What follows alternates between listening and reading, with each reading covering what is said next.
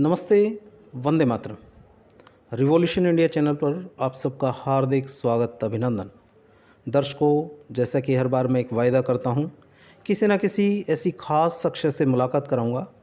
और जैसा कि आप सबको पता है, 2024 के आम लोकसभा चुनाव की जिस प्रकार से कुछ दिनों में ही घोषणा होने वाली है, और उन लोकसभा चुनावों से पूरे देश की एक दिशा और दशा बदलने जा रही है।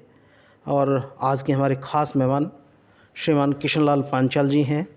आप संभावित उम्मीदवार सोनीपत लोकसभा से अपनी दावेदारी, मजबूत दावेदारी, अपनी उपस्थिति पोस्टर वार से, जन जागरण अभियान से, आम जनता से जुड़ाव के माध्यम से आप निरंतर कार्यक्रम जनता के संपर्क में हैं।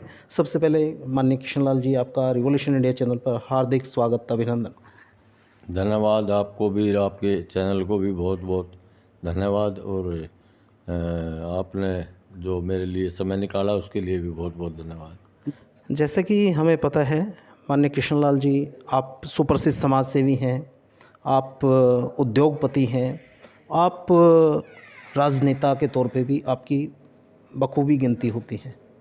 दर्शक जानना चाहते हैं, किस ग्रामीण परिवेश से निकलकर किस प्रकार से आपने इतनी बुलंदियों को, इतनी ऊंचाइयों को छुआ है, जहां बतौर एक समाज सेवी, एक उद्योगपति और एक राजनेता के रूप में आपने एक अनूठी और अनोखी पहचान बनाई। जी देखिए, मैं आपको बताना चाहूँगा, मेरा गांव रोद है। पहले डिस्ट्रिक्ट रोहतक होता था, काफ़ी टाइम से जब से झज्जर ज़िला बना तो उसमें आ गया। और मैंने एक बहुत ही गरीब परिवार में जन्म लिया। मेरे पिताजी हरियाणा बिजली बोर्ड में 4th क्लास की नौकरी करते थे जी। इस करके हम 6 बहन भाई थे, बड़ा परिवार था। बड़े परिवार के होते हुए 2 हमारे चाचा की डेथ हो गई, उनको भी मेरे पिताजी ने संभालना पड़ा जी। तो इस बीच में मुझे जो है पढ़ाई लिखाई का भी मतलब अंडर मैट्रिक ही रह गया। मैं जो है ना, मजबूरी के कारण मैंने मजदूरी भी करनी पड़ी। और बचपन में जो बाल अवस्था में ही मैं 14-15 साल की उम्र में घर मैंने छोड़ दिया था जी। उसके बाद में मैंने दिल्ली में काम सीखा। काम सीखने के बाद में आनंद पर्वत इंडस्ट्री एरिया में एक छोटी सी दुकान किराए की लेकर के मैंने अपना बिजनेस स्टार्ट किया। जी। बिजनेस स्टार्ट करने के बाद मैं मेहनती बहुत था जी। काम में तेज़ बहुत था। क्यों, बचपन से ही एक तो मेरी जाति ऐसी है, पांचाल बिरादरी का हमारा लोहे का काम होता है जी। तो बचपन से ही मुझे काम करने का शौक था, बहुत लगन थी और काम में मैं बहुत होशियार था जी। बहुत अच्छा। मेरी मतलब जिनके यहाँ मैं काम भी करता था उसके यहाँ वो लोग भी मुझे मान सम्मान देते थे जी। उसके बाद मैंने जब दुकान की तो उन लोगों ने मेरी बहुत मदद की जी। मेरी मेहनत को देखते हुए। उसके बावजूद फिर मैं करते करते करते करते 22 साल की उम्र में मैंने बिजनेस स्टार्ट कर दिया था जी। और आज आप लोगों के आशीर्वाद से मेरे एक यूनिट बॉम्बे में है, एक यूनिट अभी सिलवासा में गुजरात में चालू होने वाला है जी। और 2-3 यूनिट मेरे दिल्ली में है जी। और एक यूनिट मेरा बड़ा यूनिट इधर गांव रोड में मैंने 3 एकड़ ज़मीन ली है जी। वहाँ पे अभी फैक्ट्री का मुहूर्त निकल जाएगा जी। 14 मार्च का शायद है जी। तो एक यूनिट की नींव यहाँ भी हरियाणा में भी रख दी है। जी। किशनलाल जी, आपने अपनी सक्सेस यात्रा तो बता दी, जो लाखों युवा आपको चैनल के माध्यम से देखेंगे उनके लिए आप वास्तव में प्रेरणा का काम करेंगे। राजनीतिक यात्रा भी जानना चाहते हैं दर्शक कि किशनलाल पांचाल जी की वो राजनीतिक यात्रा किस प्रकार से रही कि आपको एक बिजनेसमैन, एक समाज सेवी के बाद आपको ये लगा कि अब मुझे राजनीति के क्षेत्र में उतर जाना चाहिए, और किस प्रकार से समाज सेवा के रूप में राजनीति में उतरकर कैसे समाज को, देश को, राष्ट्र को एक नई दिशा और दशा दी जा सके। देखिए, मैं राजनीति के बारे में अपना बताता हूँ। सन 2001 में मुझे पटेल नगर में, आनंदपुर तो हमारी फैक्ट्री है, जो पटेल नगर का इलाका आता है, वहाँ का मुझे ब्लॉक अध्यक्ष बनाया गया था कांग्रेस का। उस ब्लॉक अध्यक्ष के बाद मैं कांग्रेस नेताओं के साथ जुड़ा रहा, शीला दीक्षित के साथ जुड़ा रहा और भाई अपना सज्जन कुमार जियों के साथ जुड़ा रहा, अजय माकन जी के साथ जुड़ा रहा जी। डॉक्टर सेम पित्रोदा तक जी। मेरी पहचान थी बहुत अच्छी, अभी भी है। और 2013 में मैंने एक पहला ओबीसी का आयोजन किया जी तालकटोरा स्टेडियम में। जी 2013 में ही 22 सितंबर विश्वकर्मा जयंती मनाई तालकटोरा स्टेडियम में। जी उसमें भी कई हजार लोगों ने जो है ना तालकटोरा स्टेडियम में भाग शिरकत लिया। की। वो विश्वकर्मा समाज का प्रोग्राम था। जी उससे पहले मैंने 13 सितंबर का किया था ओबीसी का। जी उसके बाद में मैंने एक बहुत बड़ा आयोजन किया जिसमें 2013 में हमने किया था 22 सितंबर को। वो उसमें शीला दीक्षित को राजबब्बर को मैंने मुख्य अतिथि बुलाया। जी उसके बाद जो है जब मैं लगातार काम करता रहा शीला दीक्षित जी के साथ, जी 2013 में मेरी टिकट किराड़ी विधानसभा से दिल्ली से मेरी टिकट फाइनल कर दी। जी टिकट फाइनल होने के बाद जो है ना मेरा टिकट जो है ना एक अमित मलिक हमारे यूथ कांग्रेस के नेता थे, उस टाइम यूथ कांग्रेस के अध्यक्ष थे, उनको टिकट दे दिया गया। लेकिन जब मैडम शीला दीक्षित को पता लगा जी तो मैडम शीला दीक्षित ने वो उनका सिंबल वापस मंगवा लिया। सिंबल वापस मंगवाने के बाद में तो ये बोला भाई यहाँ से किशनलाल विश्वकर्मा के नाम से मुझे ज़्यादा जानते थे वहाँ। जी यहाँ से विश्वकर्मा जी चुनाव लड़ेंगे, विश्वकर्मा जी चुनाव लड़ेंगे तो सिंबल वापस होगा।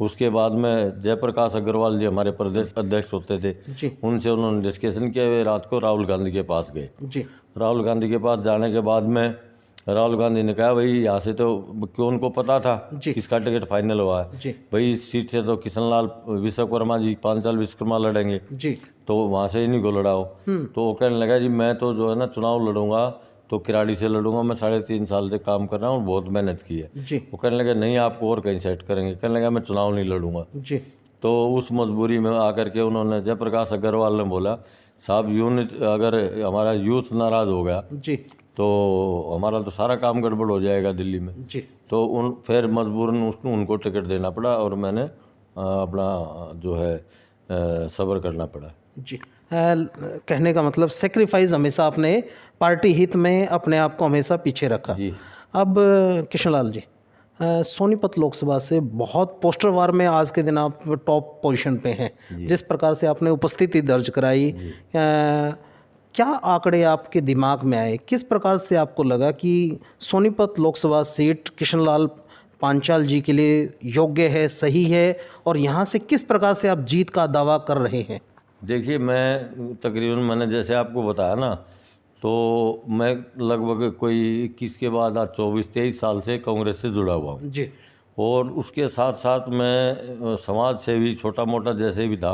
जी मेरा पूरे हरियाणा के अंदर नाम है SC BC, जी और अब मेरा विश्वकर्मा समाज तो तमाम मुझे जानता है। जी तो उसके बाद में क्या हुआ, मैंने 2018 में BSP से मुझे टिकट मिल गया था लोकसभा रोहतक से, जी जिसमें मैं तीसरे नंबर पर आया था। क्या बात है। उसके बाद में मैंने जो ना दूसरा चुनाव लड़ा 2019 में ही विधानसभा बहादुरगढ़ का। जी तो अभी जो है ना मेरी तैयारी रोहतक से तो हो नहीं सकती, क्यों हमारे छोटे भाई हैं दीपेंद्र हुड्डा जी, जी वो यहाँ से चुनाव लड़ेंगे। तो OBC के इन्होंने जो ना फार्म निकाल दिए सोनीपत से, मेरा कोई विचार नहीं था। जी तो जब हमने फार्म भर दिया तो वही मैंने सलाह ली अपने नेताओं की, उनसे सलाह लेने के बाद फार्म भर दिया।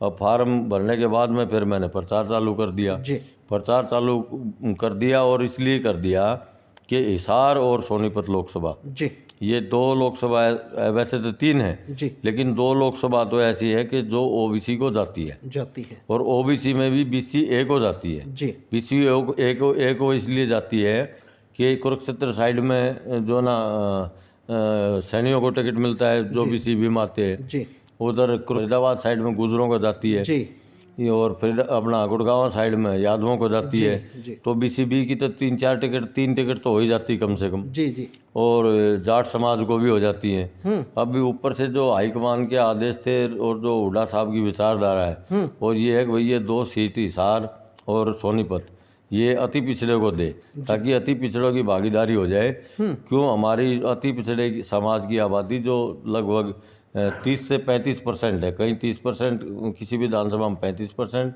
किसी में 40% भी हो सकती है जी अति पिछड़े की। तो ये बहुत बड़ी आबादी का जो एक तरफ से रुझान है वो BJP की तरफ है। जी इस करके ये हाईकमान ने इन्होंने ये विचार बनाया कि भाई क्यों नहीं अपने इस खाई को मिटाने के लिए जी। हम यहाँ से BCA का कैंडिडेट उतारे। जी। अभी BCA के लोग लगे हुए हैं और भी लगे हुए हैं, जी। लेकिन सबसे ज़्यादा प्रचार प्रसार और सबसे ज़्यादा जानकारी मेरी है।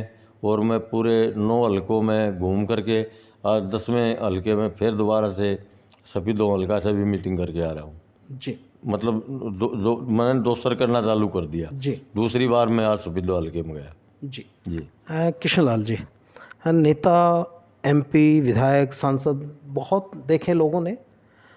उन दूसरे सांसदों से जो देखे हैं उनसे अलग किस प्रकार से किशनलाल पांचाल जी अन्यत्र सांसद बन पाएंगे? कि हमने ऐसे सांसद भी देखे हैं जो सरकार का पैसा है, जो सांसद निधि फंड होती है, उस पैसे को घोषणा कर देते हैं, उसको लटकाते हैं 1 साल, 2 साल, 3 साल, 4 साल, और क्या पता वो मिलता है नहीं मिलता है। समाज के लोगों को चक्कर कटाते हैं। उस पे अपने जेब से तो नहीं देना, समाज सेवी होगा तो जेब से तुरंत देगा, लेकिन एक नेता होने के बाद सरकार के दिए हुए फंड में से अगर उस पैसे को भी बार बार वो चक्कर कटा के और दे रहा है, कितना दे रहा है और कितने समय बाद दे रहा है, वो हमने ऐसे ऐसे सांसद देखे हैं। तो किशनलाल पांचाल जी उन अन्य सांसदों से किस प्रकार से अलग होंगे? कैसे वो जो रूटीन में होने वाले काम हैं आम जनता के, किशनलाल पांचाल जी क्या इतने सक्षम हैं कि वो योग्य काम जो रूटीन में हो जाने चाहिए उनको सही से गति प्रदान कर पाएँ और किसी को अपने सही काम के लिए किसी ऑफिस के, किसी नेता के चक्कर ना काटने पड़े? क्या इस प्रकार से अलग से कोई विचारधारा लेके आप किशनलाल पांचाल जी चले हैं कि अन्य सांसदों की भीड़ से किशनलाल पांचाल जी एक ऐसा उदाहरण पेश करेंगे अनोखा कि एक आदर्श सांसद के रूप में जाने जाएं? देख, मैं लेके जाता हूँ। मैं एक व्यापारी, समाज सेवी और राजनीतिक, ये तीनों बातें आपको पता है, और मैं इसमें लगा हुआ था जी। और 17 दिसंबर को 2017 में दिसंबर में मैंने, मेरे से 3 छोटे भाई हैं, मेरे उस टाइम 3 लड़के बिजनेस में आ चुके थे। मैंने उनको बोल दिया भाई मैं अब जो है ना अपने पोता पोती खिलाऊंगा, मतलब अब मैं कोई भी काम नहीं करूंगा, जी। मैं अपने घर पर आराम करूंगा। क्यों? मैं आपको बताना चाहूँगा जी। कि 50 साल की मेरी उस टाइम उम्र हुई थी। 50 साल की उम्र में मैंने अपने परिवार के लिए 43 साल काम किया। 7 साल के जब मेरी उम्र थी मैंने हथौड़ी उठा ली थी, लोहार का बच्चा था मैं। क्या बात है। और मैंने इतना संघर्ष किया कि मेरी माँ, मेरे हाथों में फफोले हो जाते थे ओहो। जब मैं सो जाता था। मेरी माँ आस्ता आस्ता मेरी मुट्ठी खोल करके और इसमें मेहंदी लगाती थी ताकि फफोलों में आराम हो जाए। क्या? और मैं उस टाइम भी, मैं आपको बताऊं, इतनी गरीबी मैंने देखी थी कि मेरी माँ को मैं 2-4 रुपये रोज़, बहुत बड़ी बात थी उस टाइम, जी। 2-4 रुपये रोज़, 5 रुपये, 10 रुपये रोज़ मैं अपनी माँ को कमा के दे देता था। मैंने अपने घर वालों से आज तक कुछ नहीं लिया। मेरे पिताजी के पास पहली बात तो था ही नहीं। जी। मेरे पिताजी ने हमारे को जितना भी पाला पोसा, मैं तो उसका एहसानमंद हूँ, कभी उनको भूल नहीं सकता। मेरे माता पिता भी बड़े ईमानदार थे जी। और उन्होंने भी मेहनत मजदूरी खूब की, हर तरह से काम किया। लेकिन जब मैंने संन्यास ले लिया दिसंबर 2017 में, तो प्रभु की कृपा थी जी। मेरे ऊपर। पता नहीं किस तरह की कृपा थी, उसका तो आप लोग भी अंदाज़ा लगा पाएंगे कि 2017 में मैंने संन्यास लेने के बाद में 3 जनवरी को मैं अचानक बीमार हो गया। अचानक बीमार होने के बाद में मुझे कोई गैस चढ़ गई थी और जो ना 11 जनवरी को मैं कोमा में चला गया। ओह। 11 जनवरी को जब कोमा में चला गया, सरोज हॉस्पिटल दिल्ली रोड में मैं एडमिट था। डॉक्टरों ने जवाब दे दिया था, डॉक्टरों ने जवाब दे दिया भाई ये बचना मुश्किल है, अगर बच भी जाएगा ये, इसके सांस कोमा में ही चलेंगे। लेकिन कुछ प्रभु की कृपा हुई मेरे से, शायद उन्होंने कुछ समाज सेवा करवानी है या मुझे से पापड़ बिलवाने हैं या मुझसे संघर्ष और करवाना है। जी। क्यों? एक संन्यास लेने के बाद आदमी काम नहीं करता, लेकिन मुझे फिर जब मुझे थोड़ा थोड़ा होश आया, होश आने के बाद में एक हंसराज जांगड़ा जी है हमारे पूट से, दिल्ली से, जी। वे समाज सेवा में हम इकट्ठे काम करते थे। जी। एक हमारे डॉक्टर PC पतंजलि थे, हंसराज जांगड़ा थे और कई शिक्षाविद थे मेरे साथ। उनमें कम पढ़ा लिखा आदमी मैं ही था। जी। और वे ऐसे आदमी थे कि मुझसे सलाह लेकर के काम करते थे और उन्हीं की देन है जो मैं फिर इतना आगे बढ़ पाया। तो साहब वो हंसराज जांगड़ा मेरे पास आए, जब मुझे थोड़ा थोड़ा होश आया, लोग बहुत चक्कर काट रहे थे, जी तो हंसराज जांगड़ा आए और मेरे को ऐसे कहने लगे जैसे एक बूढ़े को समझाते हैं ना, क्यों मैं ज़्यादा होश में नहीं था, जी, कि ये जो आपको दूसरा जीवन मिला है ये समाज के लिए मिला है। क्या बात है। तो मैंने कहा जी बिल्कुल समाज के लिए मिला है, हम्म, तो समाज के लिए काम करोगे। उसने पता लग गया था इसने संन्यास ले लिया। जी, मैंने कहा बिल्कुल करूँगा, क्या बात है। अगर नया जीवन समाज के लिए मिला है। तो कहने लगा गंगा जल उठा के कसम खानी पड़ेगी। अच्छा। तो मैंने कहा गंगा जल उठाऊंगा, ले आओ। हम्म, मैं उसने गिलास में पानी रखा था, गंगा जल रख दिया, मैंने कसम उठा ली कि भाई बाकी का जीवन, जो नया जीवन दान मेरे को प्रभु ने दिया है, परमात्मा ने दिया है, मैं आज ये संकल्प लेके कहता हूँ कि बाकी का जीवन मेरा समाज के लिए। जी, दूसरी बात क्या है, देखिए मैं आपको बताता हूँ, मैंने आज तक कोई धर्मशाला ऐसी होगी जी, दिल्ली में, हरियाणा में, जहाँ पर मेरा छोटा मोटा योगदान नहीं रहा होगा। आपके जींद में भी जी, जी, अभी मैं सफ़ेद लोग गया था, उन्होंने भी मुझे याद दिलवाया, आप याद दे गए। इंद्री में, करनाल में, कुरुक्षेत्र में, रोहतक में, झज्जर में, मतलब जहाँ भी हमारे समाज की बनी हुई, जहाँ भी मतलब मुझे ये दिख गया भाई किसी भी उसकी धर्मशाला या कोई दंगल करवाते, कुछ भी करवाते, तो मैंने कोई भी चंदा लेने वाला या मेरी जिम्मेवारी इस मामले में लगाने वाला है तो मैंने किसी को मना नहीं किया, किसी ने निराश नहीं किया। जी, मेरे पिताजी ने मेरे को एक ही बात कही थी, बेटा जीवन में ऐसे मत करना, ऐसे हाथ रखना, आपके पास कोई कमी नहीं आएगी। क्या बात, बहुत तो साहब मैंने जो है ना बहुत संघर्ष करने के बाद फिर जब मेरे को कोई रास्ता दिखाई नहीं दिया, भाई फैक्ट्री से मैंने संन्यास ले लिया, तो मैंने दोबारा से फिर राजनीति ज्वाइन करके अभी मैं आज आपके सामने हूँ जो भी हूँ। और रही बात जैसे आपने बोली है, ये नेता क्या, बहुत लोग मैंने देखे जी, हमारे नेता के अलावा भी समाज सेवक झूठे चंदे लिखवा देते। मैं उनको कहता हूँ झूठा चंदा अगर लिखवा कर कोई ना देगा और तो उसका सर्वनाश पक्का है। क्या बात, लेकिन ये पैसा तो जो है ना आप बता रहे हो सरकारी है, जी, मैंने तो कभी अपना बोला वो आज तक कहीं नहीं रखा। रही बात सरकारी की, अगर बोलूँगा जी, तो मैं वो काम करके दिखाऊंगा समाज के अंदर, 36 बिरादरी के अंदर काम करके दिखाऊंगा, लेकिन लोगों ने कभी, नेताओं ने सोचा भी नहीं होगा। जी, और मैं आपको ये भी भरोसा दिलाता हूँ कि मैं राजनीति में कोई पेंशन लेने के लिए नहीं क्या आया, बात? राजनीति में मैं पैसा कमाने के लिए नहीं आया। जी, और मेरे पास पैसे का इतना सोर्स है कि मैं अपनी ज़िंदगी बड़े आराम से बिता सकता हूँ। जी, और मेरे बच्चे भी अगर आज नहीं बिगाड़े ना, तो वे भी 7 पीढ़ी बैठ करके खा सकते हैं। भगवान ने मुझे इतना बनाया है। जी, मैं परमात्मा से अपने बच्चों एक ही उम्मीद करता हूँ कि भाई मेरे बच्चे। और आज एक बात और बताऊँ मैं आपको, मेरे पिताजी हरियाणा बिजली बोर्ड में नौकरी करते थे। वो ये कहते थे बेटा बिजली वाले पैसे लेते हैं सारे, लेकिन हम ऐसे कभी नहीं करते, सब नहीं लेते। जी, लेकिन वो जो बात उन्होंने अपनी बताई, जी, तो मेरे छोटे भाई बिजली बोर्ड में नौकरी लगे थे। जी, यहाँ मेरे पिताजी की जब डेथ हो गई थी, ऑन ड्यूटी हुई थी उनकी, तो ये चीफ ऑफिस में नौकरी लगी थी। मैं अपने भाई का ज्वाइन करवा के आया, तो उस दिन मैं गाड़ी में बैठ कर बहुत सारा रोया कि वे मेरे से ऐसे पर्सन कर रहे थे जैसे मैं अपने भाई को बेच के जा रहा हूँ। ओहो, तो मैंने कहा भाई ये तो बहुत गलत हुआ, क्यों मैंने आज मेरे छोटे भाई मेरे से 3 और मेरे 9 भतीजे हैं, 6 भतीजी मेरी बेटी समेत, एक बेटी है मेरी, 5 भतीजी हैं। जी, मैंने आज तक अपने भाई को, भतीजों को, हमारी लेडीज है घर की, एक मेरी बहन हमारे साथ रहती है, मेरी माँ की भी अभी लोकसभा के चुनाव के बाद ही 2019 में डेथ हुई थी। तो मतलब हमारे परिवार में आज तक किसी के अंदर कोई बेईमाना नहीं, किसी के अंदर कोई ऐब नहीं। और आज तक हमारे घर में लड़ाई की जो सुई की नोक होती ना, उसका भी खुड़का हमारे इसमें नहीं है। क्या बात है। तो और मैंने अपने जीवन में कभी किराया नहीं खाया, कभी मैंने अपने जीवन में कमीशन नहीं खाया, क्या बात, कभी मैंने किसी से हेरा फेरी से बात नहीं की, कभी वजन में गड़बड़ नहीं की, और साफ लोगों के साथ मैंने काम किया। मेरे पिताजी ने एक बात और कही थी जी, कि बेटा व्यापार करते हो तो व्यापार में एक बात नोट करना, क्यों मेरे पिताजी बहुत पुराने टाइम के, यहाँ एक रैकमैन कंपनी होती थी चावड़ी बाज़ार में, पहले रामा रोड पर होती थी वो, जी, तो उसमें फोरमैन होते थे। जी, तो मेरे पिताजी ने एक बात कही थी कि भाई किशनलाल आपने व्यापार चालू कर दिया, बेटे मेरी एक बात याद रखना जीवन में। मैंने कहा क्या? जी, कि जिस आदमी से आप सामान लेते हो और उस आदमी का सामान खराब हो गया, आ गया और आपने यूज कर लिया, तो उसके ऊपर है ना कलम मत चलाना कि भाई तेरे पैसा काटूंगा, ये करूंगा। अगर वो बंदा दोबारा आपके साथ धोखा, तो उसके साथ जीवन में व्यापार मत करना। जी, बहुत सुंदर। और कोशिश रखना कि आपके दरवाजे पे कोई मांगने वाला ना आए, अगले की डेट से पहले आपने पैसे देने। तो साहब आज भगवान का वरदान है, पिताजी का आशीर्वाद है, माँ बाप का आशीर्वाद है। ऐसे ही जैसे मैंने व्यापार किया, मेरा थोड़ा माड़ा वक्त था। आज बच्चे मेरे भाई पढ़े लिखे भी बहुत ज़्यादा हैं और कंप्यूटराइज ज़माना हो गया, जो है ना कोई भी मेरे दरवाजे पे मेरी याद में मांगने नहीं आया। अगर मांगा आ भी गया भाई जो है वैसे भी आ गया तो मैंने उसको चेक या कैश पेमेंट दे करके, चेक का ही हमारा बिजनेस है, चेक देकर ही मैंने उनको भेजा।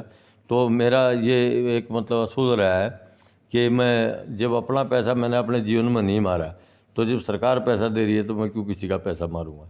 ये एक आपको बता दूं कि बहुत कम ऐसे आपको नेता मिलेंगे जो मेरे जितना त्याग और बलिदान कर पाएंगे। जी दर्शकों, मैं बताना चाहता हूँ जिस प्रकार की संघर्ष की कहानी आप लोगों ने कैमरे के माध्यम से देख रहे हैं, सुन रहे हैं, निश्चित तौर पर बहुत बड़ी एक प्रेरणा का काम कर रही है।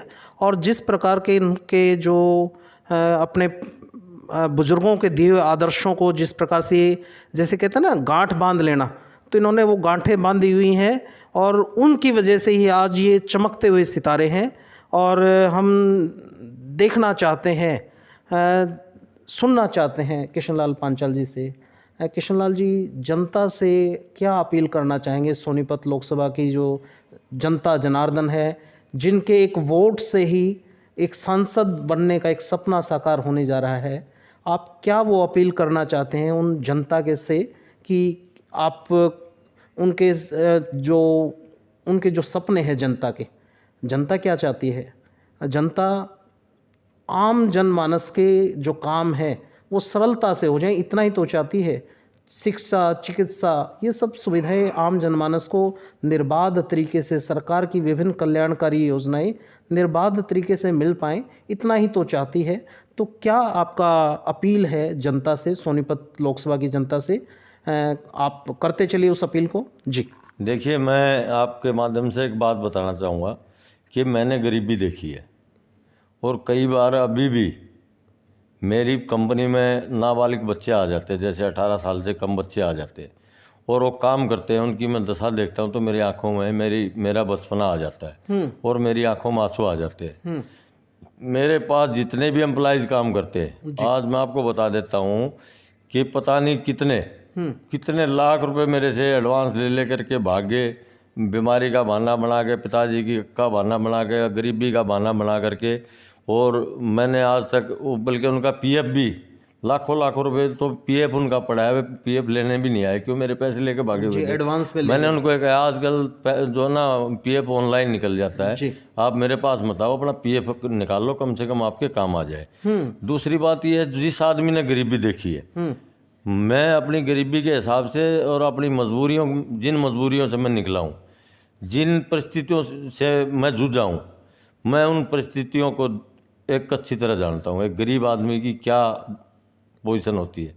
मैं एक बात और बताना चाहूँगा आपको। चलो, मैं एक अपनी सोसाइटी में जिसमें मैं रहता हूँ उसका प्रेसिडेंट हूँ जी, और वहाँ पे इतनी गुंडागर्दी थी कि वहाँ मैंने मजबूरी में प्रेसिडेंट बना, मैंने कि इनकी गुंडागर्दी ख़त्म करूँगा जी। और आज मेरी सोसाइटी वाले ये कहते हैं अगर प्रधान बने तो ऐसा बने, और लोग ये उदाहरण देते हैं, भाई किशनलाल पांचाल जैसा प्रधान कोई भी किसी में 150 सोसाइटी, किसी में एक भी प्रधान नहीं होगा, ये सबसे एक नंबर का प्रधान जी। गुंडागर्दी को भी समाप्त करने का काम। बिल्कुल, गुंडागर्दी मतलब गुंडागर्दी ये नहीं भाई मैं कोई बदमाश हूँ, लेकिन जो है ना मेरी आचार विचार जो मैं उन लोगों को समझाता हूँ तो उनके दिमाग में बात आ जाती है, और मैं लोगों के लिए वो काम करके दिखाऊंगा, आपको बताऊंगा कि कभी जीवन में याद करेंगे। अगर मुझे वोट दे देते, मुझे जिता देते हैं, मैं जीवन में वो काम करके दिखाऊंगा कि भाई किशनलाल जैसा नेता, किशनलाल जैसा सांसद, भाई पता नहीं दूसरा आएगा कि नहीं आएगा, ये मैं आपको वादा करता हूँ। और जनता जितनी भी सुन रही है आपके माध्यम से, मैं जनता को भी विश्वास दिलाता हूँ। और अगर किसी को इस बात की तसल्ली ना हो तो मेरा गांव रोड है, मेरे गांव रोड में जा करके मेरा और मेरे पिताजी का नाम पूछ करके, मेरे भाइयों का और मेरे परिवार का नाम पूछ करके मेरे बारे में पता कर ले कि भाई हम मतलब हमारा कितना ईमानदार परिवार है जी। किशनलाल जी, जितनी चर्चा करते हुए ऐसा लग रहा है कि हमें और चर्चा करनी चाहिए। जिस प्रकार से राजनीति में कांग्रेस पार्टी के एक सजग प्रहरी सिपाही के रूप में आपने काम किया, टिकट मिलने के बाद वापस हो जाती है, उसके अलावा आपका लोकसभा चुनाव लड़ने का अनुभव, विधानसभा चुनाव लड़ने का अनुभव, तो इस स्थिति में आपकी मजबूती और दावेदारी निश्चित तौर पर सोनीपत लोकसभा में सबसे सशक्त दावेदारी आपकी नज़र आती है। जी। उस दिशा में आप पार्टी हाईकमान राहुल गांधी जी, सोनिया गांधी जी और अन्यत्र अन्य नेताओं से किस प्रकार से अपील करना चाहेंगे, क्योंकि एक आज एंटी इनकम्बेंसी का भी एक टाइम चल रहा है, जिस प्रकार से लगातार 10 वर्षों से केंद्र में सरकार है, उसका कुछ फैक्टर भी आपको नज़र आता है। किस प्रकार से आपकी जीत आपको नज़र आती है, किस प्रकार से आप अपने प्रतिद्वंदियों को उनको हराकर अपनी जीत को सुनिश्चित कर पाएंगे?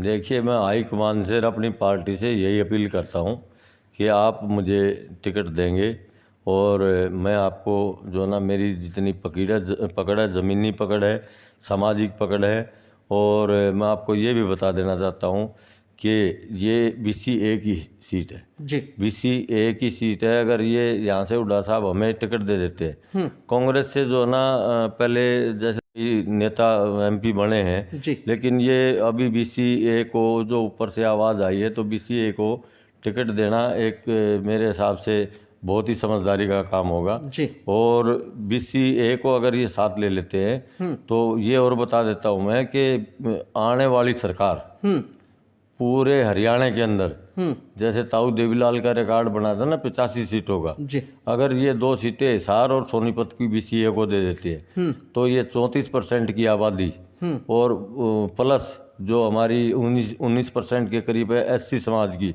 उसके बाद में जो 12-15% 16% BC B की, तो ये टोटली समाज प्रभावित होंगे। और हुड्डा साहब का भी इसमें बहुत बड़ा योगदान होगा कि भाई हुड्डा साहब ने BC एक को जगह दी और हुड्डा साहब को मुख्यमंत्री बनाना, बहुत तगड़े बहुमत से बनाना हमारी मजबूरी है।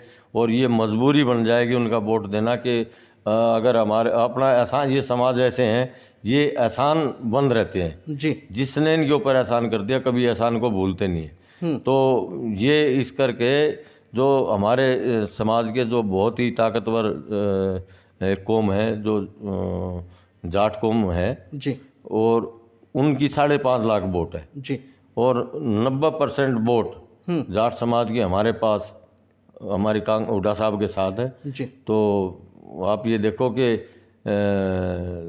लगभग हम जो ना 2-3 लाख वोट के मार्जिन से, जो जिस हिसाब से दीपेंद्र जी जीतते थे ना 4-4 साढ़े 4 लाख के मार्जिन से, जी। हम वो जीत का दावा सोनीपत से और हिसार से करके दिखाएंगे।